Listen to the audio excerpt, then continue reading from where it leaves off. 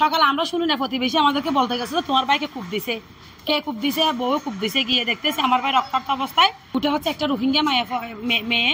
আমরা ওকে পারিবারিকভাবে বিয়ে করে না, সম্বন্ধ করে না, প্রেম করে বিয়ে করছে। আমাদের সাথে আমাদের সাথে ও থাকতে পারে না, কারণ আমাদেরকে খাওয়াই আমার ভাই, আমাদের দেখাশোনা করে, এটা ও সহ্য করতে পারে না। বাসা বাড়ি আলাদাভাবে থাকে। ওর একটা বোন, আমি বলতেছি এগুলো কি করছে আপনার বোন? এরকম বলে দেখেন আমার হাত শুদ্ধ মুচড়ে দিয়েছে। আমরা তখন আমার ভাইকে নিয়ে ব্যস্ত। ও ছেলেকে রেখে কোথায় গেছে আমরা খেয়াল করি না, আমরা তো আমার ভাইকে নিয়ে ব্যস্ত ছিলাম।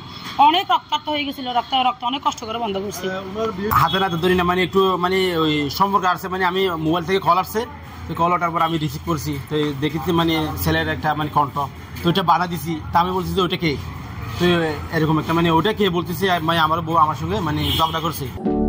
সমুদ্রের গর্জনে ভিন্ন স্বাদের সামুদ্রিক খাবারের ভরপুর আয়োজন উপভোগ করতে আজই চলে আসুন প্যাসিফিক বিচ লাউঞ্জ ক্যাফে কক্সবাজারে। বাসায় আসার পরে মানে আমি ঘুম গেছি, ঘুমার পরে মানে পথর ফাটছে, পাড়ার পরে মানে আমি আমার বউ একটা মানে খারাপ একটা ছেলের সঙ্গে মানে খারাপ কিছু আছে, তো আমি বাধা দিছি। বাধা দেওয়ার পর আমি মানে ঘুম গেছি, ঘুমার পরে তাই আমার বউ মানে আমার একটা মানে চাকু দিয়ে মানে আমার এটা মানে আঘাত করছে আর কি।